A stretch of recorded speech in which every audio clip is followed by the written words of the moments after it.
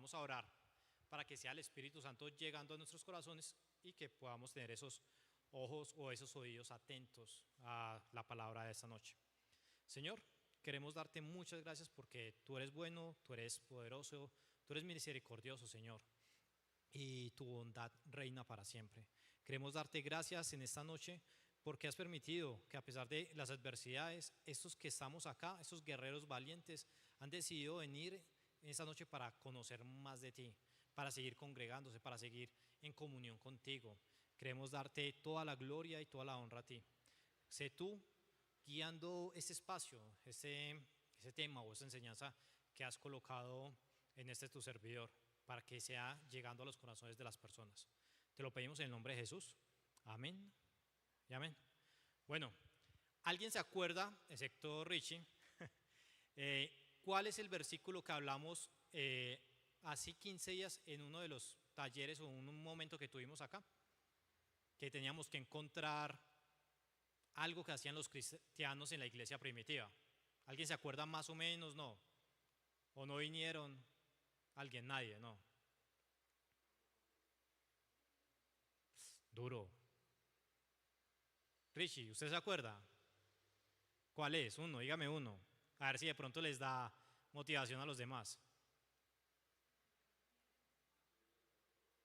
¿Cómo? ¿Cómo? El partimiento del pan. ¿A cuánto nos gusta el partimiento del pan? A varios, a mí me gusta comer bastante.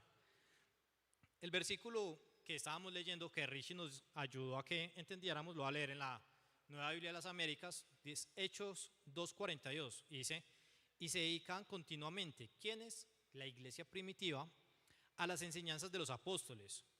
1, enseñanzas de los apóstoles. 2, a la comunión. 3, al partimiento del pan. Y 4, a la oración.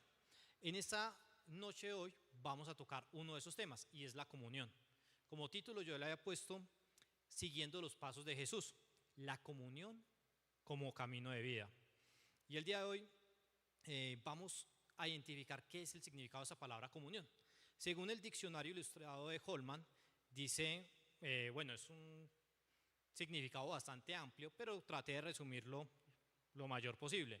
Dice que es un vínculo de propósito común y devoción que une a los cristianos entre sí, o sea, a ellos mismos y también con Cristo.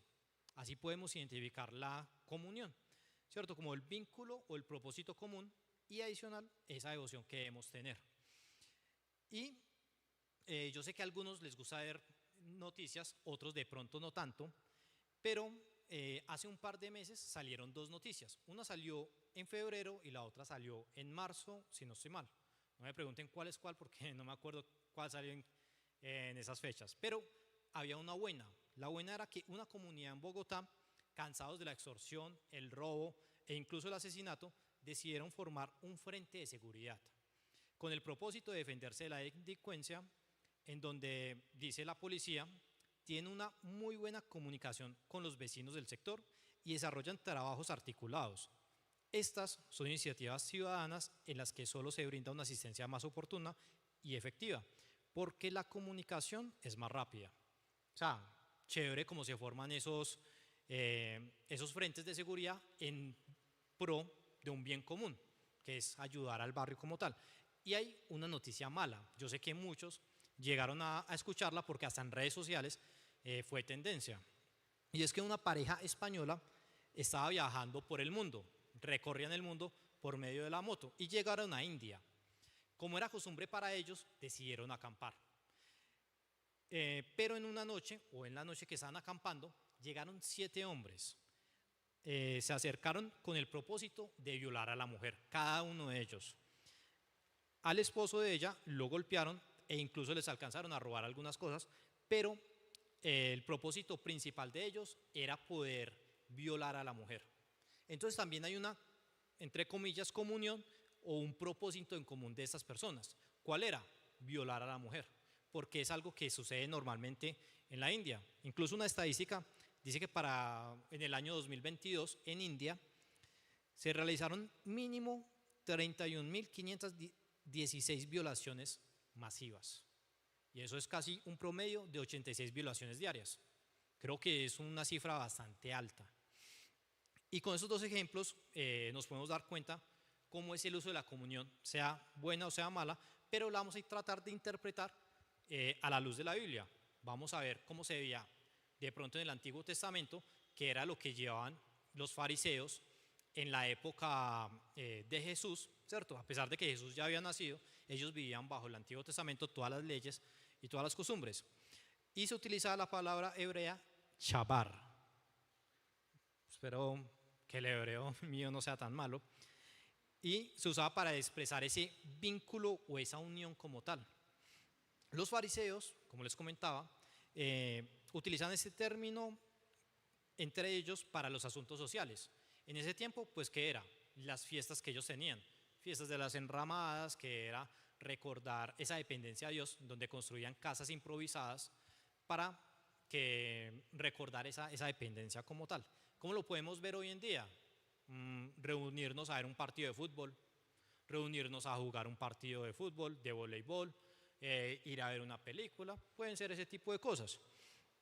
Y en la parte religiosa les quiero leer dos versículos, Mateo 6:5, este se va a estar viendo en pantalla, lo voy a leer en la versión de la Nueva Biblia Viva, y dice: y cuando oren no hagan como hacen los hipócritas, que oran de pie en las esquinas y en las sinagogas, para que todo el mundo los vea.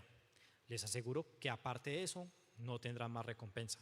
Y entonces uno puede decir, bueno, ¿quiénes son los hipócritas? ¿A quiénes se refiere Jesús?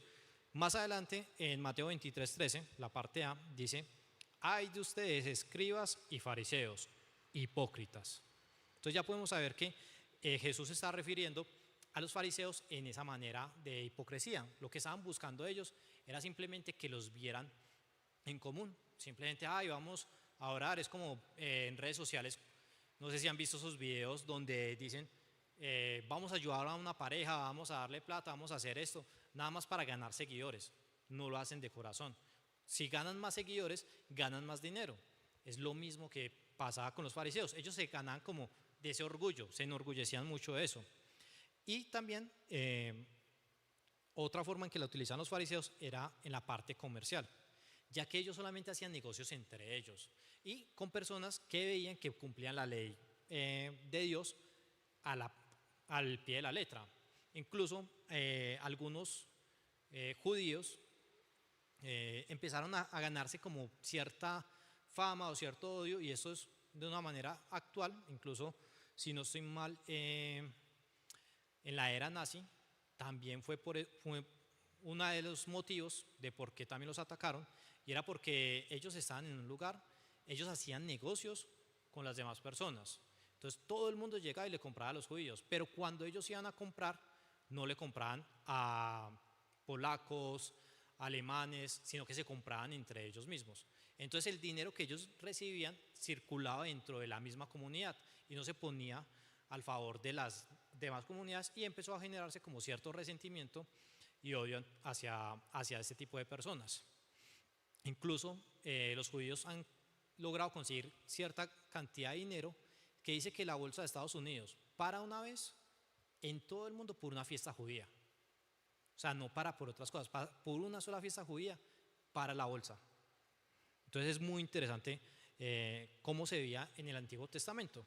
Ya en el Nuevo Testamento, el apóstol Pablo es uno de los que más utiliza ese término de comunión.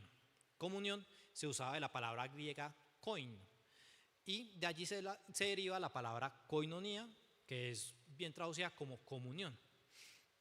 Tiene varios significados. Voy a tratar de tocar nada más 3 por temas de tiempo. Y el primero de ellos es la comunión de nosotros para con Jesús.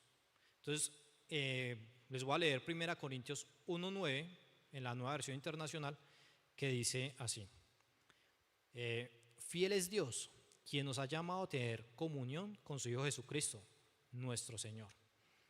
Entonces, creo que para los discípulos era algo sencillo, ¿cierto?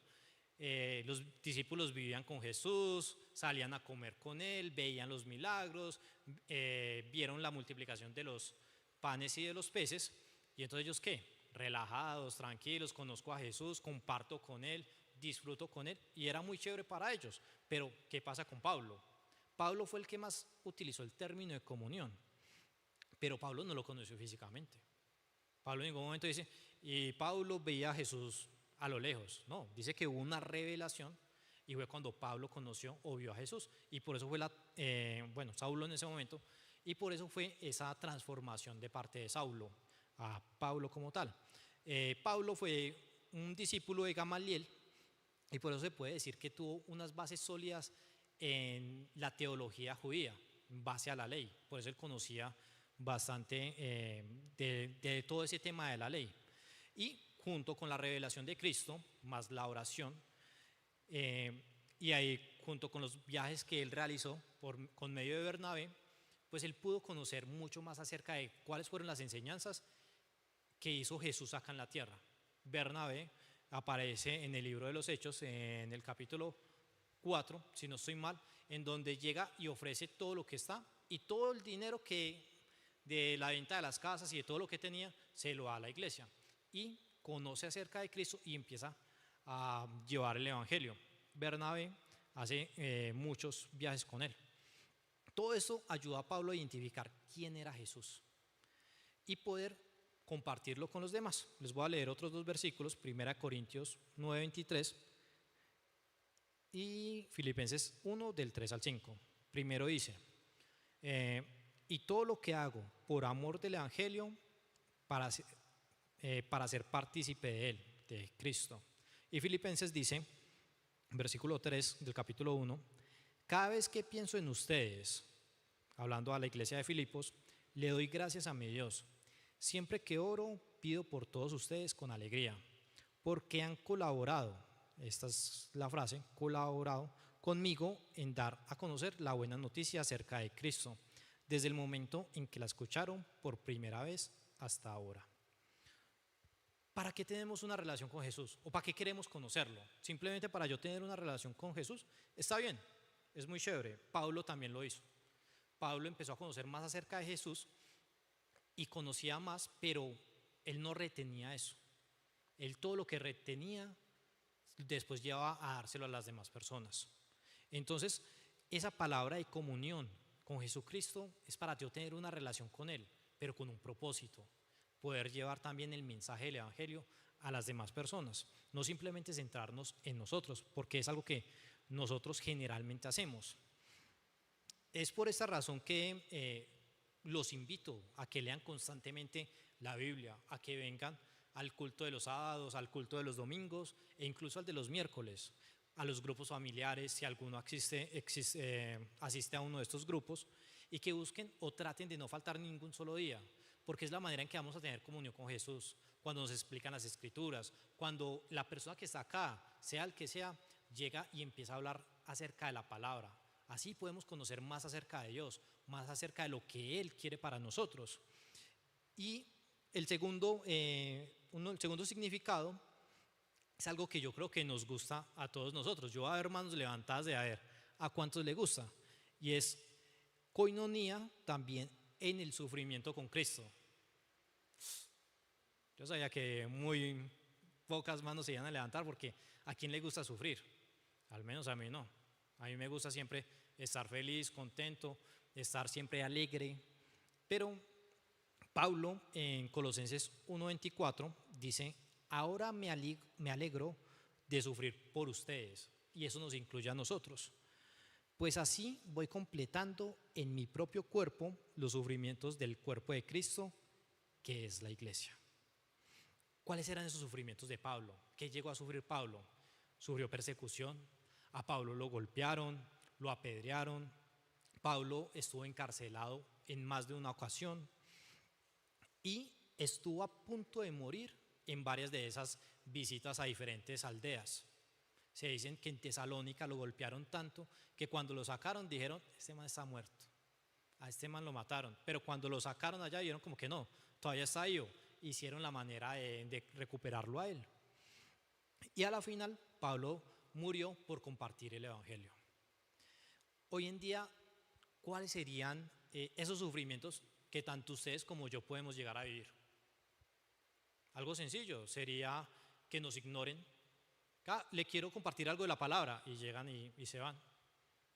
Un sufrimiento, no me están ignorando. Otro sufrimiento es que cuando le expliquen y ya cuando, bueno, yo voy a escuchar a ver qué es lo que me quiere decir, pero su mente está en otras cosas. Entonces no, me ignoraron por completo.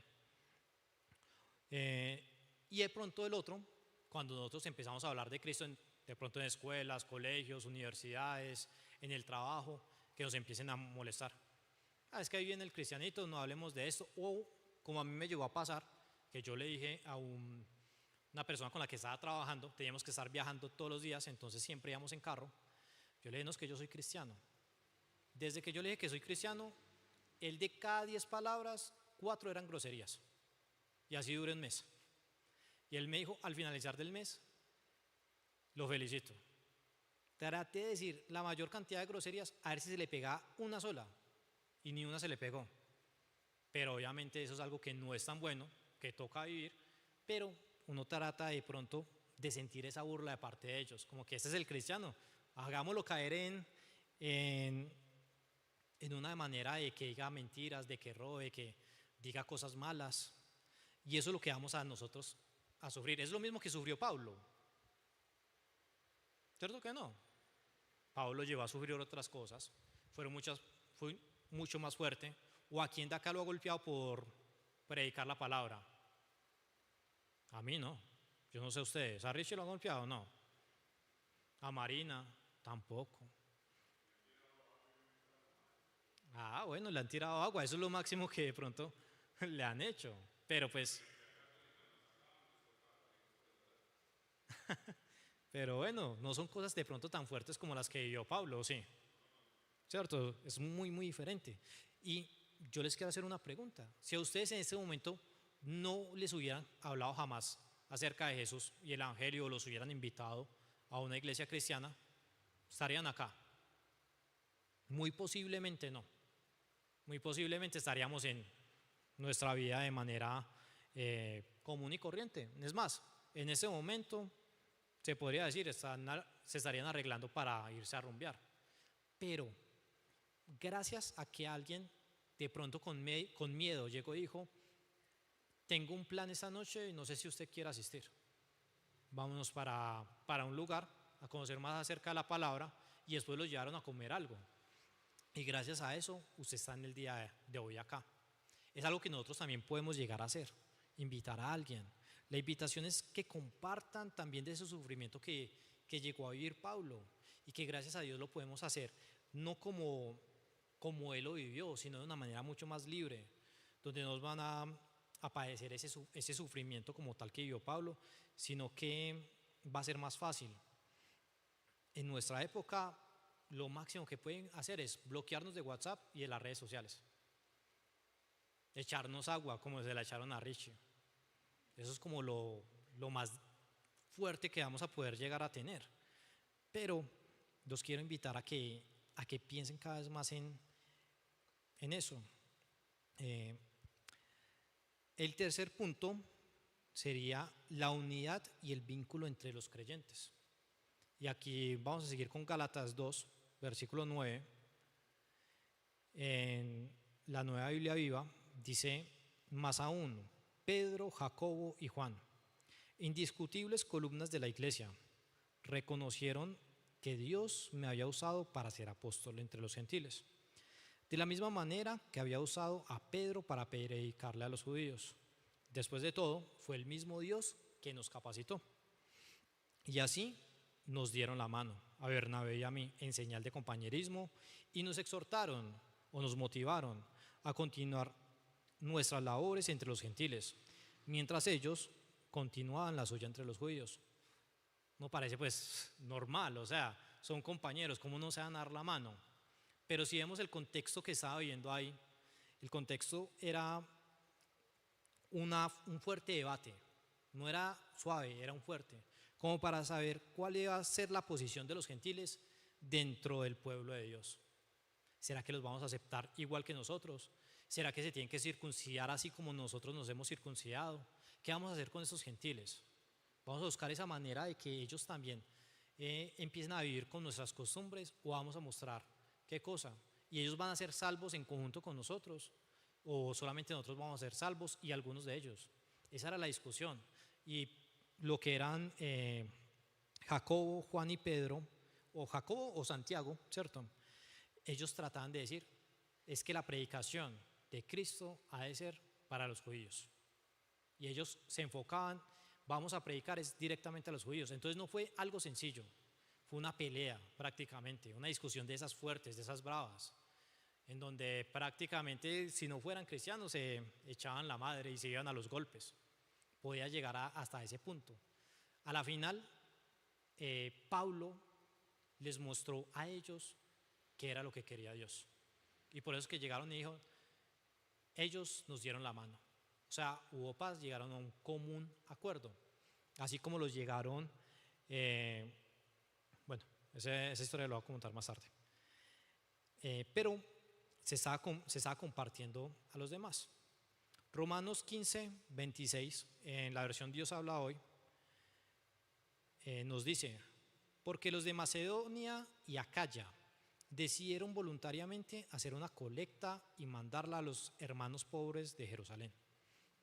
El vínculo o unidad entre los creyentes no hace énfasis solamente en temas de conocimiento bíblico, o de venga ayúdeme a orar, o venga ayúdeme a predicar en tal lado, o a evangelizar en tal lado, no. O tengo un problema emocional, no. También hace énfasis en esa parte económica, en poder ayudar a las personas que están pasando por necesidad. Es por eso que cuando acá recogemos una ofrenda, no es solamente para el sostenimiento de la iglesia, que se tiene que pagar el agua, la luz, el internet, las pantallas, para que cuando está más lleno otras personas puedan ver al predicador que está en el púlpito, sino para ayudar a las demás personas que están pasando por necesidad. Como les decía ahora, en el barrio Las Nea hay personas pasando por necesidad. Y la abuela de uno de los miembros de la iglesia de acá de jóvenes está como a un par de casas de salud, de tierra. Esa persona va a necesitar ayuda. Entonces, solamente la vamos a apoyar en oración. Solamente vamos a decir, no, vamos a estar orando por usted y que el Señor haga algo en su vida y en la vida de la abuela. Pero económicamente nos vamos a tocar la mano, el bolsillo y decir, ¿qué está pasando su abuela? ¿Tiene un lugar para donde irse? No. Entonces venga, la acojo en mi casa. Esa es otra manera de uno poder decir, apoyo económicamente al sostenimiento de una persona, dándole un lugar donde dormir. Que no tiene para comer, yo le doy para el almuerzo de hoy. Que no tiene para, o de pronto sí tiene para dónde irse, pero les va a quedar más duro, venga, yo les colaboro con algo. O una persona que ustedes conozcan. No, tal persona está pasando por un momento de necesidad, no tienen para comer, no tienen para pagar el arrendo, lo que sea. Es ahí cuando el Señor nos dice, ayuden también a las demás personas. Y por eso, o por ese motivo, los motiva a que podamos abrir nuestros ojos a las necesidades de las personas. Las necesidades es algo muy sencillo. Yo como sé que una persona está pasando por un momento de necesidad, si yo veo a alguien en una esquina y está como triste, necesitará algo, necesitará al menos un abrazo, un consuelo, que alguien lo escuche. Yo creo que sí, y todos estamos en la capacidad de decir, venga, sentémonos a escuchar qué es lo que necesita y buscar a alguien más. Si yo no soy capaz de darle un consejo bueno, entonces venga, yo conozco a alguien que lo pueda ayudar. Buscan a un líder, buscan a un pastor y le dicen, esta persona está pasando por ese problema, usted puede ayudarlo. Acá en la iglesia tenemos una consejera, Liliana Torres, y ella siempre está dispuesta para ayudar a las personas. También, o sea, existe esa posibilidad, llevar a alguien más. Y si usted necesita de pronto o está pasando por algo, no se quede callado, denuncie, no mentiras, vaya donde alguien y dígale, me gustaría contarle algo que me está pasando. Usted me podría ayudar en oración, o usted me puede ayudar buscando recursos. De pronto esa persona no le vaya a dar, pero le va a ayudar a redireccionarlo y decirle, esta persona se mueve muy bien, y ayudar a conseguir todos esos recursos y lo va a poder ayudar en algo. Me gustaría finalizar Esto fue algo más corto, eh, hablando de Jesús, ¿cierto? El título decía, siguiendo los pasos de Jesús, la comunión como un camino de vida. Y de pronto acá no tocamos mucho el tema de Jesús, porque en las epístolas Jesús no habla acerca de comunión, o al menos la palabra koinonía no aparece. Aparece con Pablo, aparece con Juan, que Juan fue uno de los discípulos, y aparece en el libro de los Hechos, pero Jesús no lo dijo. Pero él fue el ejemplo mucho más claro. Él no necesitaba decir como que no, es que tenemos que estar en unidad. Las personas lo buscaban, los discípulos lo buscaban. Él fue incluso a buscar discípulos. Él quería estar en comunidad y él miraba la manera de ayudar a las personas, de sanar, de alimentar a las personas que incluso iban desde tan lejos a escucharlo. Jesús estuvo siempre pendiente de cada uno de ellos. Y el apóstol Pablo dice en 1 Corintios 1:10, dice, amados hermanos, les ruego por la autoridad de nuestro Señor Jesucristo que vivan en armonía los unos con nosotros, que no haya divisiones en la iglesia, por el contrario, sean todos de un mismo parecer, unidos en pensamiento y propósito. Al inicio de la enseñanza les conté dos historias, la de la comunidad, o mejor comenzar con la de la mujer, con la mujer que fue violada, que uno podría llegar a decir se unieron con un mal propósito, y con la de los fariseos, podemos verla con los fariseos, en donde ellos se unían para subir su ego o para ayudarse entre ellos y no ayudar a la comunidad como tal. Y la otra era la comunidad que se unió en busca de solucionar una inconformidad, no para las casas o para la calle, sino para todo un barrio. Y eso lo podemos ver de pronto, relacionarlo un poquito con lo que estaba hablando el apóstol Pablo. Lo que Dios quiere para nosotros es que haya una comunión como hermanos, una comunión con Jesucristo, incluso una comunión con Jesucristo en el sufrimiento. Y ese sufrimiento es para el crecimiento de la iglesia, poder hacer que más personas vengan a los cultos, sea de jóvenes, sea de adultos, pero que más personas conozcan acerca de Dios. Miren todas las sillas que están hoy vacías. De pronto es un indicador en donde la lluvia puede haber afectado a muchos y que muchas de esas personas no pudieron venir porque algo les sucedió. Se les cayó el techo, hubo una luz de tierra, de pronto se accidentaron, de pronto tenían otras cosas que hacer. Si usted conoce a alguien que no vino, invítelo otra vez, pregúntele qué pasó, por qué no pudo venir hoy a la iglesia, porque hoy no pudo compartir con nosotros. Nos hizo falta. No llegar y decir, uy, qué milagro que vino, no. Nos encanta verte acá en esta noche. Y si de pronto todos los que usted conoce ya están acá, entonces la invitación es diferente. Busquen a una persona que esté necesitando de Jesús y motívenlos a que vengan. Acá tenemos grupos, tenemos líderes, tenemos personas que se están capacitando para que conozcan más acerca de Dios y eso que conocen, dárselo a conocer a las otras personas. Todos necesitamos algo y por eso es que tenemos que estar, como decía el apóstol, en un mismo sentir, en un mismo pensamiento y propósito, y es que las personas se salven por medio de Jesucristo. ¿Qué les parece? Sabiendo esta, oramos ya para finalizar. Señor, hoy queremos darte gracias porque has permitido que conozcamos más acerca de ti, más acerca de tu amor, de tu misericordia y sobre todo de la comunión que quieres que tengamos entre nosotros. Cómo quieres que nos apoyemos los unos a los otros, cómo quieres que tengamos comunión contigo, e incluso en ese sufrimiento que es ir a extender tu palabra. De pronto nos insultarán, nos bloquearán, pero gracias a ti, justamente en la ciudad y en el país donde vivimos, aún podemos predicar la palabra sin que haya persecución. Y a veces parece que nos relajamos mucho en ese sentido y no hacemos la labor para la cual fuimos encomendados. No te pedimos ganar muchos. Por ahora, lo mínimo que te pido, ayúdame a ganar un alma para ti, Señor. Y si alguien acá quedó con ese mismo sentir, ayúdalo a esa persona también, para que traiga a la persona y que acá en la iglesia tengamos la sabiduría para poder guiarlo a tus pies. Queremos encomendar en esta noche a cada una de las personas que vinieron hoy. Recompénsalos por la labor que hicieron, por el esfuerzo que tuvieron en venir en esta noche a conocer acerca de ti, para vivir en comunidad, en comunión con el resto de tus hijos. Ayúdanos, Señor, a que la iglesia se llene un poco más.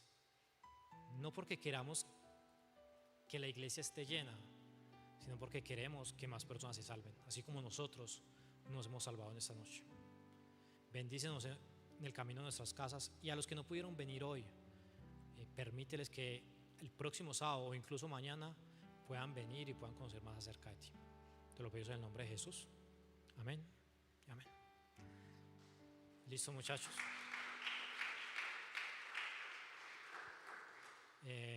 Bueno, así finaliza el culto de esta noche. Muchas gracias a todos por venir. Ya están despachados, pueden hablar entre ustedes, planear una salida a comer algo, salir a algún lado o simplemente